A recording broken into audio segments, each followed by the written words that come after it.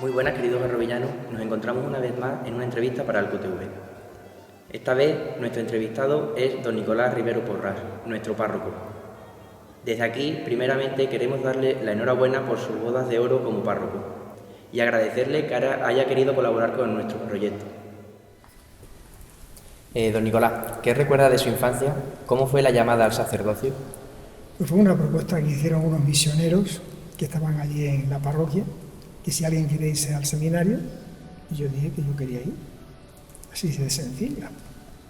¿Y de cuando era usted niño, qué recuerda de su familia, de su infancia? Hombre, de pequeño, pues en principio yo fui monaguillo, ¿no? Que es una de las cosas que te mete en el camino de si quieres ir al seminario o no quieres ir al seminario. Y de mi familia, pues la he visto siempre como padres, como abuelos que me han cuidado y que me han tratado con mucho cariño. Como ya sabemos, lleva casi 20 años en nuestro pueblo. 20, 20. no he completado. ¿Cómo recuerda los primeros años en Garrovilla? ¿Tuvo un buen recibimiento por parte de nuestros vecinos? Sí, muy bueno. Siempre me trataron con mucho cariño. ¿Eh? No ha habido problema ninguno aquí en Garrovilla. Era simplemente por enfrentarse con los problemas que había en las parroquias y conté con la ayuda de los vecinos, que fue siempre generosa, y todo muy bien. Cuando le dieron el destino a Garrovillas hasta que llegó, ¿transcurrió mucho tiempo o fue rápido? Pues me hablaron de venir a Garrovillas por sería el mes de mayo aproximadamente, y después esto no se hizo efectivo hasta el día 5 de septiembre.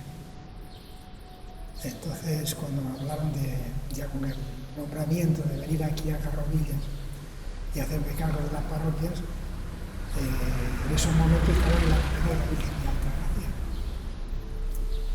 Y yo propuse venirme por lo menos el día de la fiesta. Pero me aconsejaron algunos diciendo que no, hasta no pasar la fiesta que no llegara. Y fue lo que hice. Terminar la fiesta y me acuerdo que el día 11 ya me hice cargo de la parroquia por la tarde. Estoy de San Pedro. El recuerdo que tengo de ello es muy bueno, y sobre todo como lo que he dicho hoy en la misa, ¿no? Que ese gesto de decir a la gente, o con la gente proponer cantar el himno de la Virgen de Altagracia, a mí me resultó muy llamativo y muy agradable.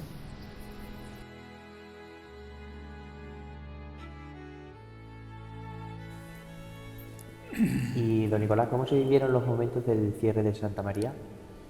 Con preocupación, porque es que los arquitectos decían que este era un edificio que no había una ley física para que estuviera de pie, o sea que aprobase estar de pie el edificio, que lo lógico suyo es que estuviera en el suelo, y por lo tanto te decían, se puede caer en cualquier momento. ¿Cuál era la causa de que se pudiera caer el edificio? Pues las claves de los arcos que estaban sueltas. Y un arco sin la clave fija no ofrece estabilidad ninguna. Cualquier movimiento le puede hacer tambalearse y caer.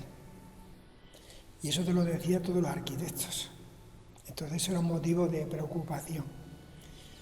Es verdad que no te llamaba mucho la atención porque la piedra estaba ahí, aunque estuviera suelta, pero te llamaba mucho más la atención las grietas que había en la pared, que metías todo el brazo. Eso sí llamaba la atención. Y entonces, pues se publicó un libro para un poco, digamos, promover esa urgencia ante la Junta de Extremadura. El que estaba de alcalde era Pedro Maldonado, Martín Maldonado, y fue el que, pues hizo gestiones y me acompañó o la acompañé yo a él a Mérida, y allí pues estuvo intentando que todos los que estaban por allí pues promovieran un poquito esta obra, ¿no? La verdad es que fue un momento clave para la restauración de Santa María. Sabemos que las restauraciones, si no la apoyan oficialmente los organismos que tienen el dinero, pues es muy costoso llevarlo a cabo. no solo, digamos, por el dinero, sino por los permisos para poder acometer esa obra. Entonces todo eso comenzó a funcionar a partir del 2004, 2005, que es cuando empiezan ya un poquito las obras, que una empresa se hace cargo de ella, y ya parece que vamos viendo un poquito de luz. Pero como había edificios que necesitaban una restauración, eran muchos los que había en Extremadura, aquí tuvimos que sufrir un parón entre el 2006, 2007, 2008, hay un parón fuerte. En el 2010 había un problema. ¿Cuál era el problema del 2010? Pues que una vez que se hace la restauración, necesitas contar con los permisos de todos los organismos. Mientras esos permisos no estén firmados, tú no puedes abrir. ¿Cuál fue, digamos, el argumento para forzar un poco que firmaran ya los documentos? La Avenida de la Virgen de Altagracia. Claro, la Virgen, sabéis que estaba en esos momentos, cuando viene, estaba en San Pedro. Y era el mes de agosto. La gente está de vacaciones. A ver cómo juntas al arquitecto, a la empresa, la Junta de Extremadura, a ver cómo lo juntas. Y la Virgen, yo dije que la Virgen tenía que entrar en Santa María ya. Entonces, para que veamos las cosas como son, en el 2010, a las 11 de la mañana, están aquí los técnicos para firmar esos papeles. Y serían sobre las 12 más o menos, la Virgen entró ya directamente en Santa María. Ya a partir de ese momento, ya no me preocupa si los papeles hay que firmar alguno más o menos. Lo importante es que entrara la Virgen y se acabó. Y yo les decía, pero si la casa de la Virgen es esta, ¿cómo la vamos a tener fuera? Hay que traerla. Y sí, y aceptaron.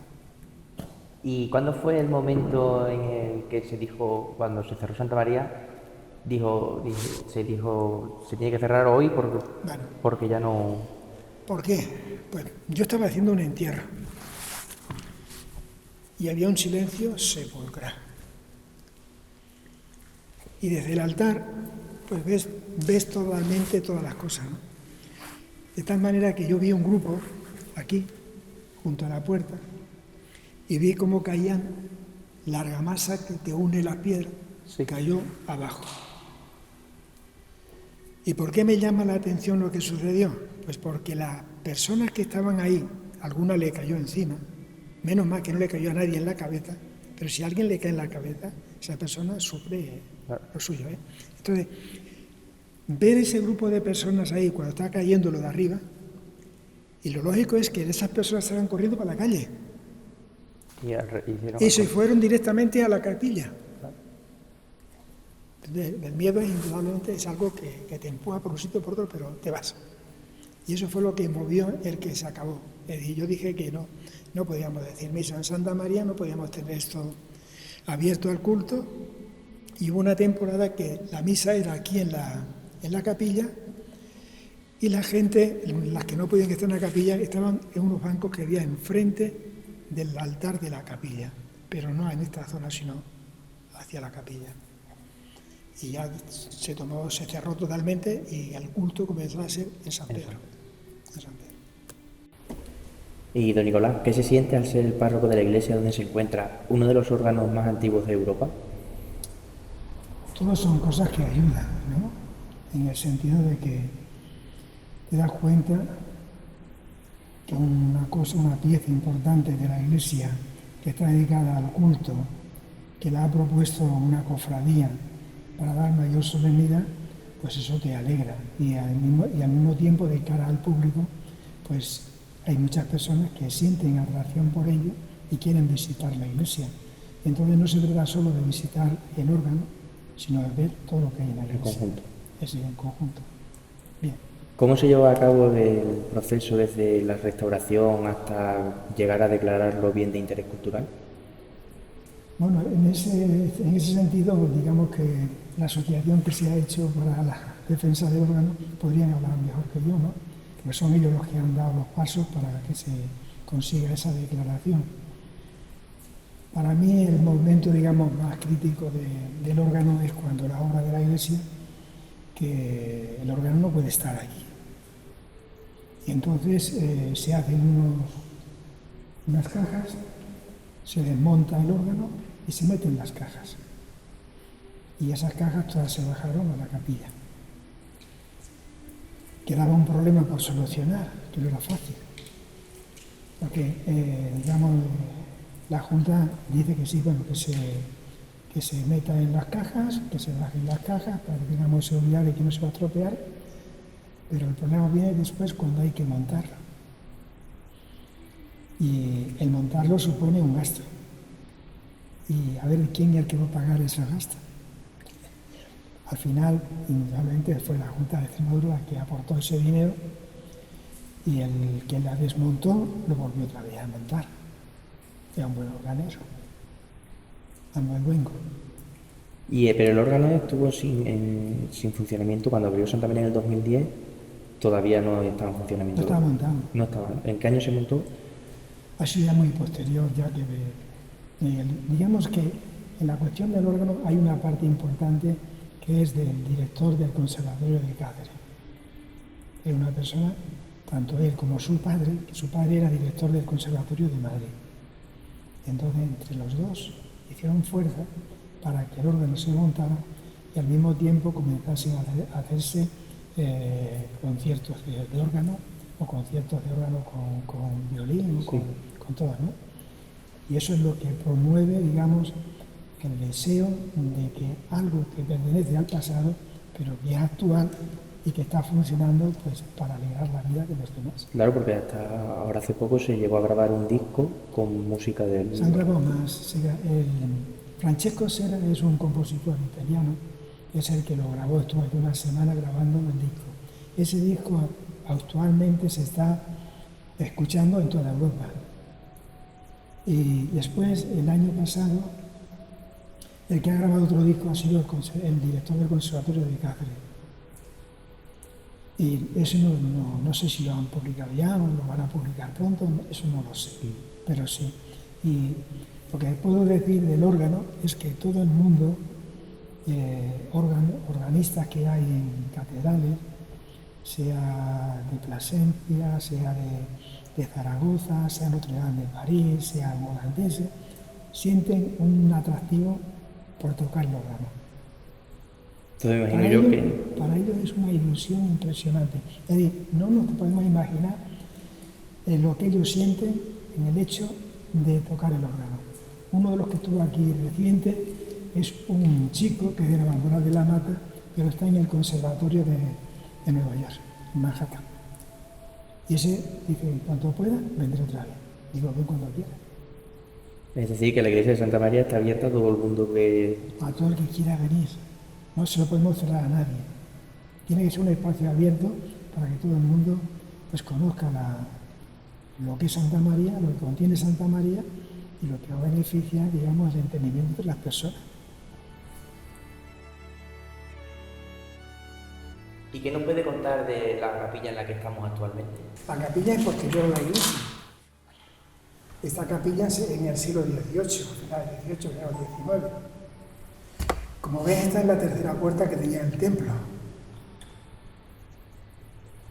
Había 3 puertas, o tenían que ser 3 puertas, y cada una tenía su modelo. Una era como la del convento franciscano de San Antonio, de franciscano de Cáceres, que actualmente es donde tiene la Junta de Extremadura, tiene el auditorio allí. Sí.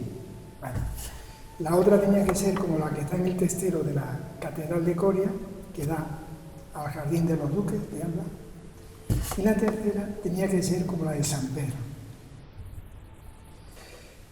Entonces, bueno, ese portal grande, ese no estaba. Ese sí lo hizo también un maestro carrovillano. Quitar toda la parte de la pared y quedar ahí un arco de entrada y salida aquí a la capilla. Más cosas de la capilla. Los 2 retablos, cuán grande que es Garrovillano, es el que hace estos 2 retablos y el que hace otros 2 retablos que hay en San Pedro, donde está el sagrario y donde el otro que movimos un poco, que tiene que volver un día a su sitio, como sea. El problema que teníamos aquí en la capilla cuando se hace la obra es que querían quedar los retablos como estaban, pero metidos en el suelo, porque a ver cómo hacían las cosas, ¿no? Yo le dije que no, lo primero que había era quitar los retablos, levantarlos, poner la piedra y volverla a poner. Y la aceptaron, ¿no? Después, referente a este retablo de granito, bueno, aquí no había nada, era un panel blanco y se acabó. Hubo unas imágenes antiguas que están puestas ahí que actualmente están en la capilla de San Roque. Entonces yo pensé que se podían hacer los misterios del Rosario. Los misterios son 20 misterios. Los de abajo son el primer misterio de cada parte, segundo misterio, tercer misterio, y nos quedan cuarto y quinto. Empezamos aquí por lo gozoso, por la encarnación, luminosos, que es el bautismo del Señor, gloriosos, que es la resurrección de Jesucristo, y los dolorosos, que es la oración de Jesús y la muerte. Así van a subir hasta arriba.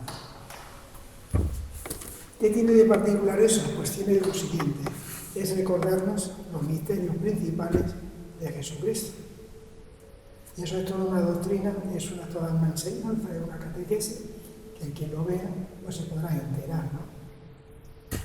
Este cuadro, por ejemplo, de la resurrección, es muy parecida a la técnica al que está del entierro del conde de Orgán en la iglesia de Santo Tomé en Toledo.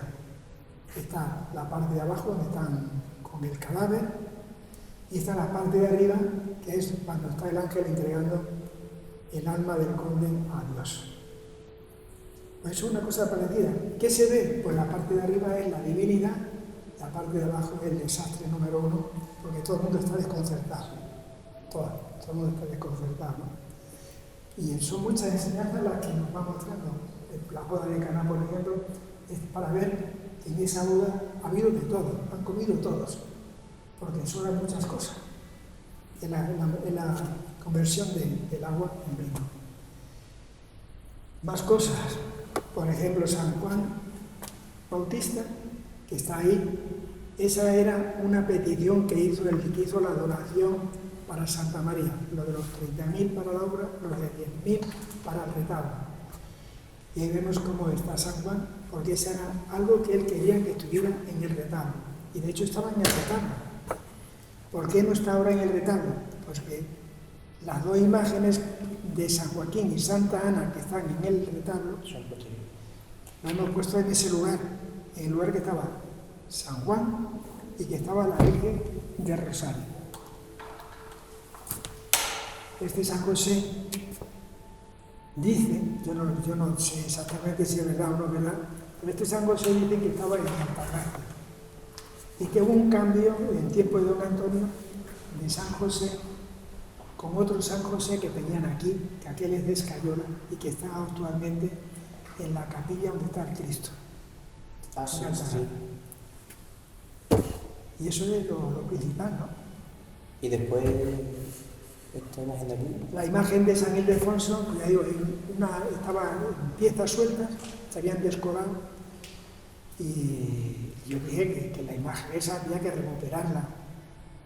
Y efectivamente se la mandé a este encargante del rey, que fue el que la preparó y puso las 2 partes que le faltaban, la del brazo y la de la cara, la parte la anterior de la cara.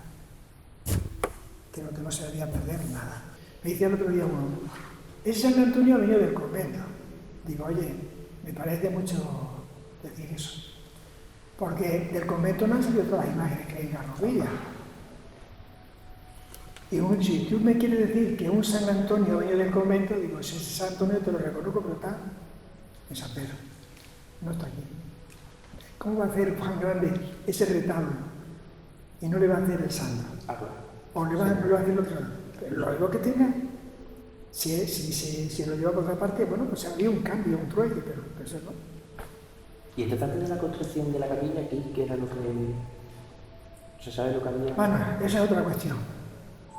En el pergamino hay una mujer que dona su casa a Santa María para que tenga cementerio. Entonces, donde estamos pisando y el patio, esto era el cementerio de Santa María. ¿Qué significaba eso? Normalmente toda la gente se enterraba en el templo. No había cementerios. Pero esa mujer ya quiso tener un cementerio en Santa María, como en San Pedro, el atrio de San Pedro era todo cementerio, la parte exterior. ¿Cuál era el régimen para seguir dentro de la iglesia, para que se puedan enterrar en la iglesia o se entierren fuera? Pues era muy sencillo. Si la persona se enterraba dentro de la iglesia, tenía que seguir las mismas normas que se establecieron para San Pedro. Mayores de 15 años debían que pagar 600 maravedíes, menores de 15 años debían de pagar 300. Cuando era fuera del templo, es decir, en lo que era el cementerio, entonces ya bajaba la cosa. Mayores de 15 años pagaban 200 maravedíes, menores de 15 años pagaban 100 maravedíes. Eso era para siempre, pero eso sí, cuando había que enterrar otro en el mismo lugar, el que se enterraba tenía que pagar la misma cantidad. ¿Dónde iba ese dinero? La construcción. La construcción, no había otro camino.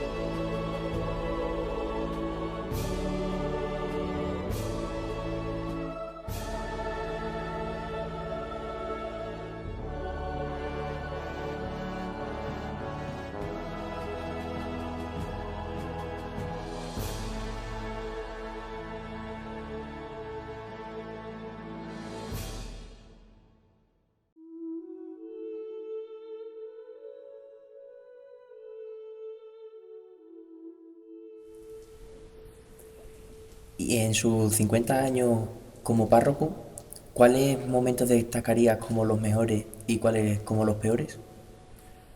Yo no haría diferencia entre mejores y peores. Pienso que cada momento tiene sus circunstancias, lo importante es responder a ello. Si hay una dificultad, pues a ver cómo lo soluciona y a quién me tengo que apoyar. Y si es algo que resulta muy agradable, pues dar gracias por ello. Pero yo no haría diferencia entre una cosa y otra, porque cada día pues tiene sus problemas, tiene sus dificultades, y lo importante es vivir ese momento y darle una respuesta la más adecuada posible. ¿Y qué nos podría contar de la imagen que tenemos aquí con nosotros? Pues el Cristo de la Injuria es un Cristo milagroso que se encontraba en el convento franciscano. Y los frailes lo tenían dentro de la clausura, es decir, hay una zona que llaman clausura que solamente entran los frailes. La gente de la calle no puede entrar o no debe entrar. Y dadas las características que tiene este Cristo de que era milagroso, pues ya tuvieron la decisión de sacar al Cristo de la clausura a la iglesia. Y esa gran devoción que se tenía al Cristo allí en el convento es lo que lleva, como ahora sucede con el Cristo del Humilladero, gente que va a visitarlo diariamente. Pues iban también a visitarle. Y el problema que surgió es cuando una señora va a visitar al Cristo y encuentra a 3 personas que están tirándole piedras. Esa persona pues tuvo la ocurrencia de coger las piedras y llevárselas a casa. Y por tradición esas piedras después las hicieron como una especie de pelota unidas y se las han ido transmitiendo de unos a otros. Había también un cuadro en Santa María metido en el armario que recogía ese hecho histórico pintado. Los tres tirando piedra al Cristo y la mujer que entraba por la puerta. Entonces lo restauramos, estaba muy mal porque estaba enrollado y un cuadro no se puede enrollar, porque te carga la pintura. Y cuando se restauró el cuadro yo le propuse a esta familia que tenía las piedras, si ellos me dejaban en depósito la piedra, yo la ponía en un relicario y junto a Cristo colocábamos las dos cosas, el cuadro que está en la sacristía y las piedras en el relicario. Pero ahí los herederos no se pusieron de acuerdo y no se pudo llevar a cabo lo que les propuse, ¿no? Lo que sí tengo entendido o he escuchado después es que al final la familia, esa piedra, la han entregado a un convento en Madrid. No sé más. En las pilas bautismales empiezan la vida cristiana de las personas. ¿Cómo describiría usted la fe de Garrovilla y a los fieles del pueblo de Garrovilla? Pues mira, yo diría que la fe en Garrovilla se ha extendido mucho y se ha cuidado también. Ejemplos.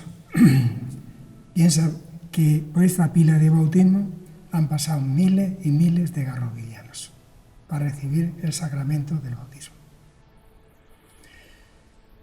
Y también otro dato de la fe del pueblo de Garrovilla es que personas normales, corrientes, como tú quieras llamarla, sabían perfectamente el valor que tiene el sacramento del bautismo. Y por eso, cuando encontraban una mujer, por ejemplo, en parto, y el niño venía con poca probabilidad de vivir, y no había tiempo de llamar a los sacerdotes para bautizarle, ellas mismas o ellos mismos lo bautizaban. Y como está mandado a partir del Concilio de Trento que había que hacer acta de bautismo, pues está recogido esas actas de bautismo en la parroquia de San Pedro. Yo tengo 5 casos concretos en que fueron 2 señoras y un señor quienes bautizaron a ese niño o a esa niña. No hay que hacer después nada. Pues si está bautizado ya no hay que bautizarles. El bautismo se recibe una vez y solamente y no hay más. Pues ahí está recogido con el nombre y apellido de la persona que bautizó. Luego había una fe grande. Otro dato, si quieres, de la fe de Garrovilla. Aquí en San Pedro había una clerecía que la componía 20 sacerdotes con el abaj. ¿Qué hacían esa clerecía? Bueno, pues tenían el oficio divino, que era rezar por la mañana los laudes, los laudes y las lecturas, y por la tarde eran la cuestión de las vísperas. Y el facistol aquel que está allí tenía esa misión, poner los libros para rezar todos en conjunto, viendo desde el banco, viendo la lectura que había en el libro, cantando, ¿no? ¿Cuál es la misión de esa clerecía? Pues era la misión de participar, por ejemplo, en el entierro de las personas que habían muerto. Ellos se desplazaban tanto a Santa María como al convento de la Jerónima o como al convento franciscano. Ellos atendían a todos, pero digo, su base principal estaba aquí en San Pedro. Llegaron a formar ese consejo hasta 30 personas, o sea, 30 sacerdotes. Pero digo, había una abad que era independiente del párroco o del coadjutor de las parroquias, o del capellán, porque había capellán en la Jerónima y había capellán en Altagracia. ¿Y la fe que se vive actualmente en el pueblo, cómo la definiría? Pues yo diría que hay fe, y que hay fe bastante profunda. ¿Dónde se va mostrando la fe? Pues la fe se muestra en las obras. ¿En qué obras? Bueno, pues en principio en aquellas familias que ellos quieren educación para sus hijos, cristiana, entendemos, ¿no? Se va mostrando en los actos de misericordia, de caridad, con el que está necesitado. Y por eso Cáritas sigue funcionando. Y ellos pues recogen el dinero y conforme a la necesidad que tenga cada uno, van dando en la medida de sus posibilidades, por supuesto, ¿no? Pero yo digo, la fe es algo que no son palabras, es algo que se muestra en la forma de vivir y en la forma de actuar.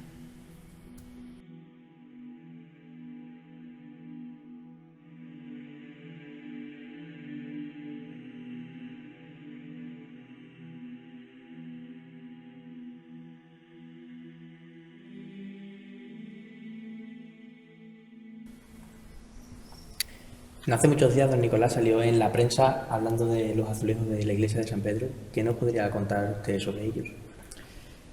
Bueno, como veis, Juan Flores es el que los prepara para colocarlos aquí en San Pedro.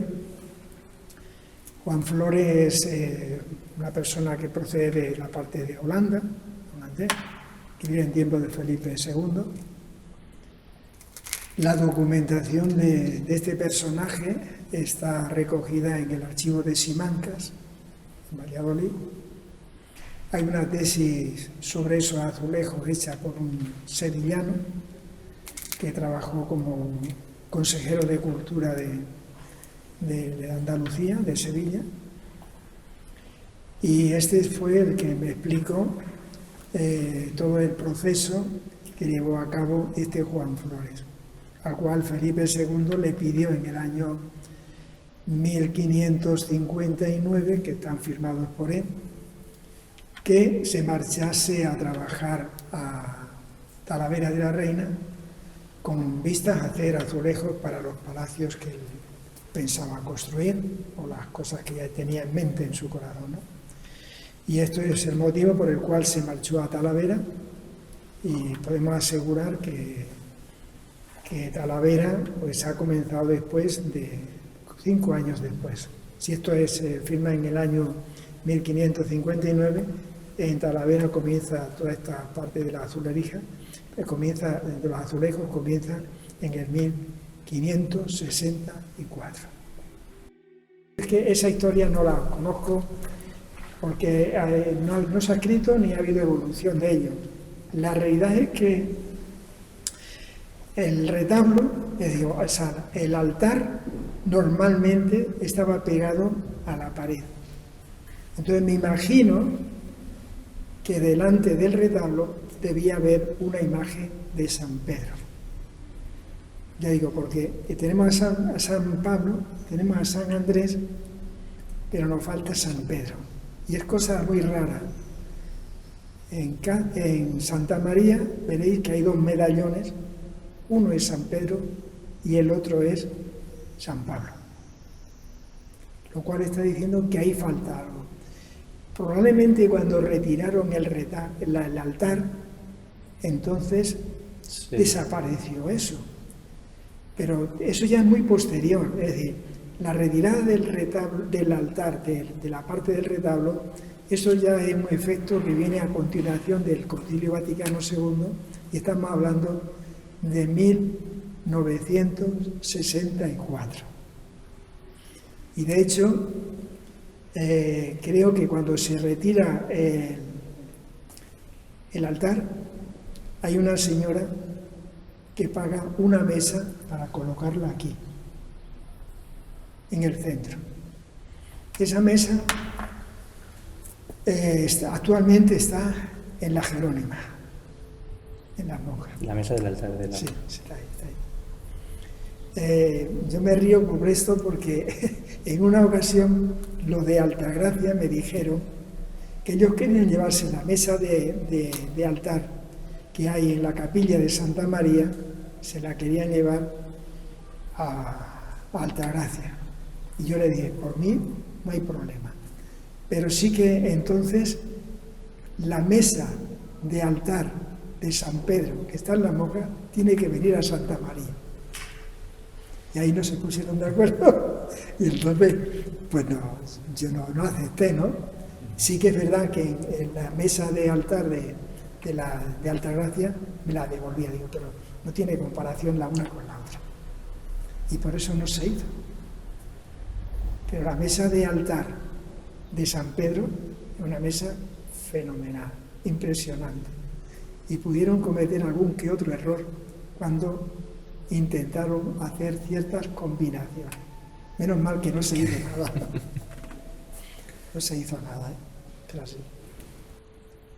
Y don Nicolás, durante los 20 años que ha estado párroco en Garrovilla, habrá habido muchos momentos, pero algunos de ellos que denominara que podrían ser para ustedes de los mejores y a su vez algunos que sean de los peores.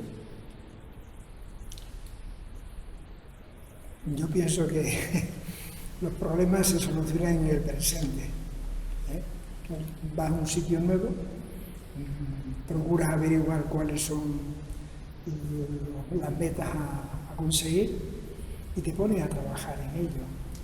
Entonces tiene momentos complicados en el sentido de que tienes que buscar la financiación y otros momentos pues son más fáciles porque cuentas con mucha gente que colabora y que ayuda, ¿no? Entonces yo no veo eso como un desastre, no sé, o como una preocupación en el sentido de que pues yo no quiero saber nada de esto, el algo se acabó, o no quiero aceptar ese encargo, ¿no? Te dan un encargo y tienes que buscar la forma de cumplir lo mejor posible con tus obligaciones. Entonces, en esas obligaciones, por ejemplo, pues San Pedro. San Pedro cae agua por todas partes. La sacristía, no de la sacristía, en el rincón, ahí llenaba un cubo en cuestión de minutos. ¿Cómo se solucionaba eso? Pues había que hablar con albañiles, había que hablar con personas que pudieran aportar su ciencia y su trabajo y decirles también con toda claridad, mira, no sé lo que vas a pedir, pero te iré pagando, no te puedo pagar en un momento determinado todo lo que quieras, ¿no? Eso no se puede. Y la realidad es que San Pedro, por ejemplo, en la obra, se contó con mucha ayuda de particulares, de familias de Garrovilla. Entonces no me cansaré nunca de que uno que hable más de Garrovilla es porque no conoce Garrovilla, porque no conoce a la gente de Garrovilla. ¿Lo entiendo? Pero si llegas a conocer a la gente de Garrovilla, verás que siempre quieren apoyar y quieren, digamos, arrimar su granito de arena para que eso se solucione. Por eso digo que en la obra de aquí de San Pedro no había ayuda oficial ninguna, pero cuando se empezó, por ejemplo, a limpiar el tejado, pues aquí hubo uno que vino con el tractor, que vino con la pala y se llevó todo el cascote, totalmente todo, que era este Ángel Cura. Sí. Fue una oferta que hizo él, ni siquiera se la pedí. Fue él que dijo, lo hago y se acabó. Por eso digo que encuentras a personas que te apoyan. Quien dice eso dice pues, los donativos que comienzan a llegar para hacer frente a los pagos de los albañiles. Pues todo eso. Que fue la famosa Operación Teja, ¿no? Hubo esa Operación Teja también. Cada uno pone, digamos, su granito de arena y la verdad es que todo lo que hemos intentado arreglar en Garrovilla siempre ha tenido una respuesta positiva. Nunca ha habido, digamos, que digan, pues no, que el cura lo haga y se acabó. No, siempre ha habido un apoyo. Por eso digo que quien conozca Garrovilla tiene que hablar bien de Garrovillas. No puede hablar mal de Garrovilla. Para hablar el que no lo conoce, que no lo conoce. Y de aquí a unos años, ¿cómo le gustaría que le recordaran como párroco de Garrovilla? No, me da igual. Sí, pero la verdad es que la tarea que usted ha llevado a cabo en estos años de Garrovilla ha estado siempre por el patrimonio de Garrovilla, intentando... Pero te lo vuelvo a repetir, si tú tienes una colaboración especial del pueblo, no puedes protestar, no puedes pensar en esto, pensar en lo otro. Tu vida será siempre un reconocimiento a esas personas que te han apoyado y ese recuerdo de esas personas es lo que te lleva a qué? Pues te lleva a ser agradecido con ellas y ayudarles en lo que tú puedes. A lo mejor no puedes más que en la oración, pues la oración. O a lo mejor no puedes más que pedir por ellos en las misas, pues pido por ellos en las misas. Esa es la realidad.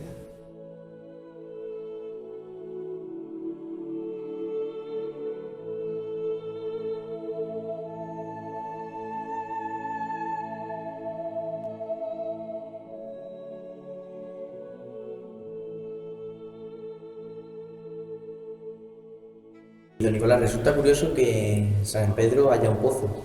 ¿Usted sabría explicarnos cuál es el motivo? El motivo por el que hay un pozo en San Pedro es porque construyen un templo, pero ese templo al mismo tiempo es, digamos, un lugar donde se pueden defender.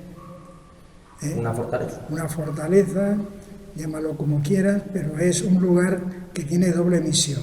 La misión del culto, pero también la misión de la defensa. Y un lugar de defensa sin agua no puede aguantar.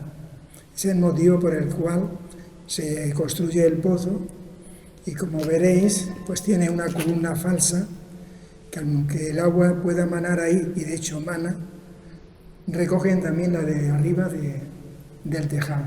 Esa es una columna falsa por donde baja el agua que recogían en el tejado. Ya no viene nada por ahí. Ya no, pero antes sí. Antes San Pedro, de las 3 naves, la única que tenía tejado era la central. Los laterales no tenían teja. Entonces toda esa agua la recogía y venía aquí. Y claro, es la defensa defenderse ellos de un enemigo, es esencial que haya agua. Si no, no puede aguantar. Y el mismo tiempo que tienen el pozo, pues si os fijáis en la entrada de las puertas, sobre todo la del centro, veréis que tienen unos boquetes impresionantes, en donde medían una viga, que entraban las dos partes, y aunque pegaran porrazos en la puerta, no se puede. Podrían romper la puerta, pero no había. Y en Arrobía siempre hay el rumor de que, de una forma u otra, San Pedro estaba conectado con el Palacio de la Plaza. ¿Se sabe si eso es cierto o no lo es? Yo no tengo datos. No, pienso que no debía ser. Eso se ha comentado también, que se tenían también comunicación con el convento de las monjas. No hay nada. No existe. No hay nada. No hay nada. Y don Nicolás, durante sus 50 años como sacerdote, ¿qué referentes santos ha podido tener en su vida? ¿Qué referentes? ¿De vida santa? De vida santa, mucho, hombre. De vida santa mucho. Tú piensas que hay muchas familias que te dan un testimonio impresionante de fe y de confianza en Dios, ¿no? Y de perseverancia al mismo tiempo en esa fe, lo cual eso te ayuda, pues en principio a ser tú también fiel en la misión que tienes en la parroquia y en atender a las personas que puedan acudir porque tienen una necesidad, porque tienen algún problema. Bueno, pienso que son muchas familias las que dan ese testimonio de fe en la comunidad. ¿Y si se pudiera quedar con 3 o 4 personajes bíblicos que hayan sido en usted algo importante? Bueno, los apóstoles son todos importantes después del Señor. Primero es el Señor, ¿no? Y después del Señor está la Virgen. Y está también San José. Luego, me quedas muy corto. Es decir, hay que ir pensando en esta realidad de que el Señor es el que se entrega, es un regalo que nos hace el Padre para todos los hombres. Después es otro gran regalo que es la Virgen, que va a ser la Madre del Hijo de Dios, pero va a ser también nuestra Madre y va a ser nuestra gran intercesora. Y está San José, que aunque sea el hombre del silencio, el hombre que está siempre detrás de la cortina, pero que siempre está apoyando en esa realidad de la misión que ha recibido de cuidar de una manera especial de Jesús, pero de cuidar también de una manera muy especial de la Virgen María. Son personajes que eso no se pueden olvidar ni se pueden arrinconar, están ahí. Contarnos algo del órgano. Un poquito. Yo del órgano tengo pocas referencias. Sé que el órgano es barroco, un órgano barroco, que pasaron por aquí lo de la Junta de Extremadura y dijeron que había que restaurarlo, pero no se llevó a cabo. Ha habido también un chico que estaba en el conservatorio en Cáceres, que actualmente está en Sevilla, que al ver el secreto del órgano, ese que está ahí, vino un día expresamente a copiarlo, porque tenía ilusión de construir él un órgano. Lo ha hecho, no lo sé. Yo sé que él está en Sevilla. ¿Y eso qué es? Eso es el secreto del órgano. Es decir, hay una bomba que da aire, ¿no? Y esa bomba con el aire que manifiesta, pues tiene el secreto, quiere decir que son los canales por donde va a salir ese aire. Y el final de ese canal son las trompetas. Entonces, donde está puesta la trompeta es una salida, y según sea la trompeta, será el sonido, será, digamos, la composición musical que quieras tocar.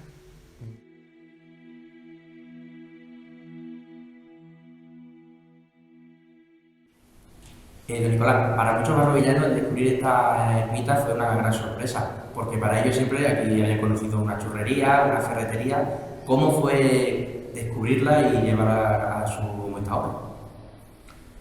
Bueno, descubrirlo no se ha descubierto, es una realidad que estaba ahí. El capitel de ahí se veía un poquito, pero no sabía más. Los que vivían aquí sí que conocían la bóveda, porque esa bóveda tenía muchas capas de pintura, pero era una realidad.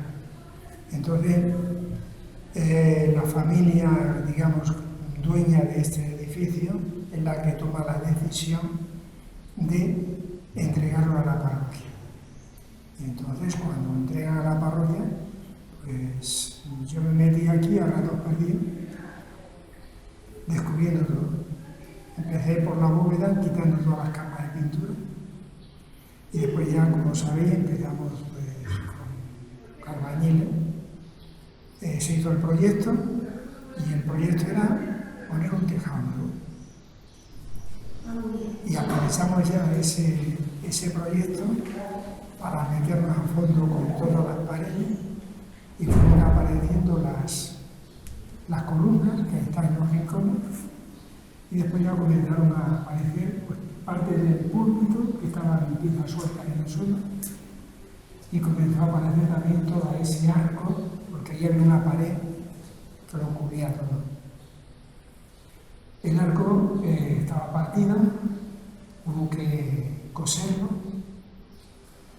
y al mismo tiempo se hizo un arco de hormigón que no se ve porque se tapó por las dos partes con ladrillos viejos. Los ladrillos son todos de aquí.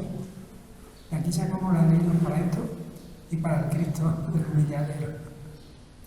Entonces, ahí se hizo todo.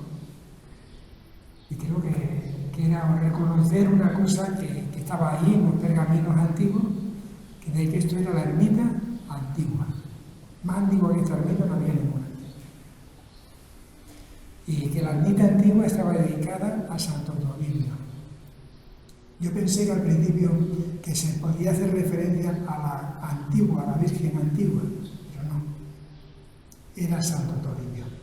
Y le da la antigua porque es la más antigua que hay en Carrovilla. Y pensé también que podía ser anterior a la parroquia, pero ya sí estoy convencido de que no es anterior a la parroquia. Anterior al edificio actual de las parroquias, sí, pero más antigua que las parroquias, no. Esa es una realidad, ¿no? Se cometieron errores haciendo en una puerta que se cargaron pues, parte de la estructura que tiene ahí. La fachada que está aquí detrás, que está metida, digamos, dentro de ese edificio de pisos, es mucho mejor que la fachada. Se rompió el arco de la entrada para poner un balcón. El balcón se estaba lleno. Sí. Entonces hubo que reorganizar todo eso. Hacer ese arco, digamos, eso suponía un esfuerzo titánico. No todo el mundo es capaz de hacer un arco de eso. Porque es, como veis, la piedra que baja, pero sale. Entonces, eso tiene su complicación. Y otra cosa particularidad de la ermita es lo de abajo. Está la cuevendita, en la parte de la columna estaba recogida aquí, pero esa columna pertenecía al Cristo o al crucero, como quieras llamarlo, que está enfrente de Santa María, en la nieve, porque hubo un camión que se lo cargó y la piedra esa la habían guardado en el colegio. Entonces yo aproveché esa columna y después por la parte de arriba está lo que es el arranque de una bóveda, de una piedra de cantería Aquí la hemos usado invertida, la hemos usado como agua para agua bendita. No sé. Se ha tratado de hacer las ventanas pues, como troneras, en San Pedro. En San Pedro, al ser, digamos, a ser una fortaleza, y son troneras, son cosas muy pequeñas, muy reducidas, y eso fue lo que intentamos hacer también aquí en estos 3 ventanales. Más preguntas.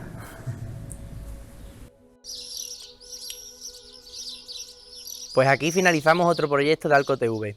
Esperamos que os haya parecido a todos interesante.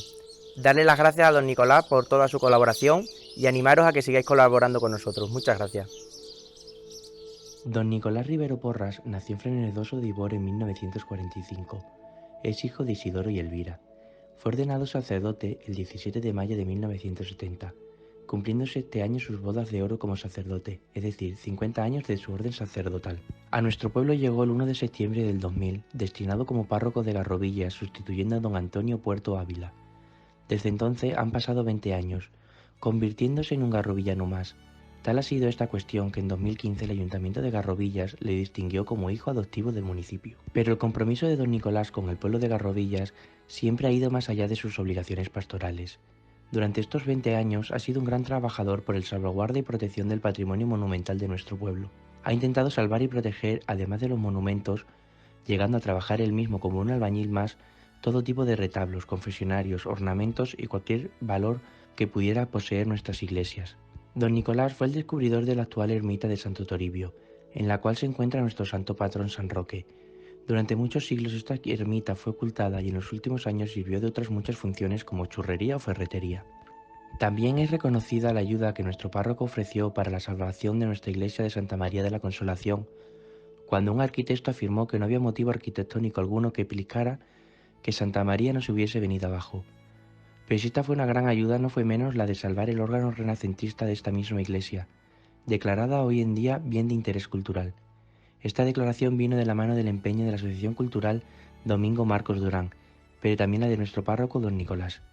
Pero no solamente destacamos a don Nicolás como un salvaguarda del patrimonio histórico de Garrovilla, sino también como un historiador. De sus manos han salido varios libros acerca de la historia de las diferentes cofradías de la localidad, como la de San Antón o la de San Roque, y actualmente ha sacado un libro sobre la historia de Santa María de la Consolación, ayudando a enriquecer la cultura garrovillana.